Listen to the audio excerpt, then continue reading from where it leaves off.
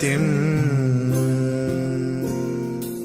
ಮಹಾಗಣಪತಿಂ ಮನಸಾ ಸ್ಮರಾಮಿ. ನಾಡ್ದು ಮೇ ತಿಂಗಳ ಒಳಗೆ 11 ಮನೆಯನ್ನು ನಾವು ನಿರ್ಮಿಸ್ತಾ ಇದ್ದೇವೆ. ಇಬ್ರು ವಿದ್ಯಾಪೋಷಕ ವಿದ್ಯಾರ್ಥಿಗಳು. ಅದನ್ನ ಇಂಟರ್ವ್ಯೂ ಕೂಡ ಆಯ್ತು. ಇಂಟರ್ವ್ಯೂ ಕೂಡ ಸ್ವಲ್ಪ ಆಯ್ತು. ಅವ್ರು ಕೂಡ ಮುರಳಿ ಸರ್ ಕೂಡ ಬಂದು ಅದೇ ಕಟ್ಸಿಕೊಡು ಅಂತ ಹೇಳಿಬಿಟ್ರು. ಎರಡು ಒಂದೇ ಟೈಮ್ ಎರಡು ಒಟ್ಟಿಗೆ ಆಯ್ತು. ಅದು ದೇವರ ಭಾಗ್ಯ ಅಂತ ಹೇಳ್ಬೋದು.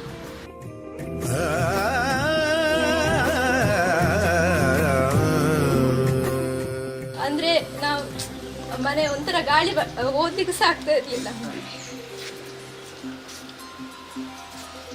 ಎಲ್ಲರೂ ಹೇಳ್ತಿದ್ರು ಮನೆ ಗೋಡೆ ಕಟ್ಸಿ ಹಾಗಂತ. ಯಾರು ಸಹ ಅದಕ್ಕೆ ಹೆಲ್ಪ್ ಮಾಡ್ಲಿಕ್ಕೆ ಬರ್ತಿಲ್ಲ, ಎಲ್ಲ ಬಾಯಲ್ಲಿ ಹೇಳ್ತಿದ್ರು ಅಷ್ಟೇ.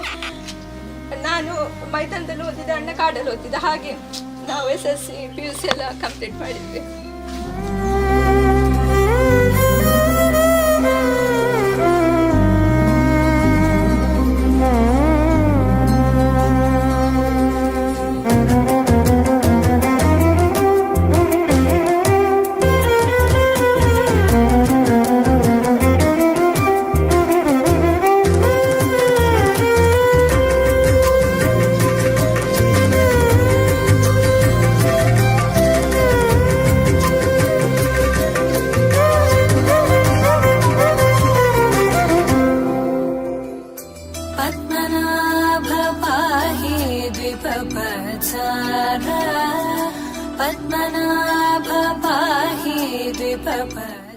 ಕಲಾರಂಗ ಮುಂದೆ ಹೋದ್ರೆ ಖಂಡಿತ ಆ ಸಂಶಯ ಯಾರಿಗೂ ಇಲ್ಲ, ಅದು ಆಗ್ತದೆ.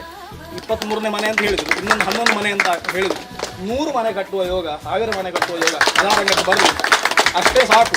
ಯಾಕೆ ಮತ್ತಿನ ಮನೆಯನ್ನು ಫಲಾನುಭವಿಗಳು ಮುಂದೆ ಕಟ್ಟಿಸಿಕೊಡ್ಲಿಕ್ಕಿದ್ದಾರೆ, ಅದು ಆಗ್ತದೆ. ಅದನ್ನು ನೋಡುವ ಯೋಗವನ್ನು ನಮಗೆ ಕೊಡಲಿ ಅಂತ ದೇವರ ಹತ್ರ ಪ್ರಾರ್ಥನೆ ಮಾಡ್ತೇನೆ.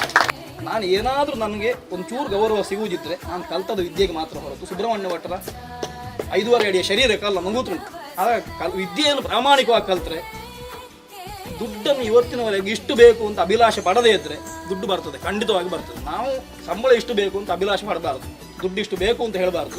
ತುಂಬ ಜನ ಇದ್ದಾರೆ ನಮ್ಮ ಮಧ್ಯದಲ್ಲಿ.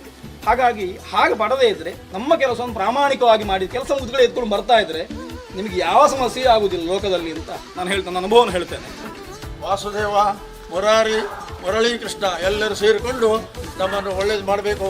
ಮುಂದೆಯೂ ಆ ಮಕ್ಕಳಿಗೆ ಒಳ್ಳೆಯದನ್ನು ಹಾರೈಸಬೇಕು. ಆ ಮಕ್ಕಳು ವಿಶ್ವಕ್ಕೆ ಒಳ್ಳೆಯದನ್ನು ನೀಡುವಂತಹ ಕಾರ್ಯ ಮಾಡಲಿ ಅಂತ ಈ ದೇವಸ್ಥಾನದ ಪೂಜೆಯನ್ನು ಇದನ್ನೆಲ್ಲ ನೋಡುವ ಭಾಗ್ಯ ಭಗವಂತ ಕೊಟ್ಟಿದ್ದಾನೆ. ಇದರಿಂದ ಹೆಚ್ಚು ಏನು ಹೇಳಲಿಕ್ಕೆ ನಮ್ಗೆ ಗೊತ್ತಾಗಲಿಲ್ಲ.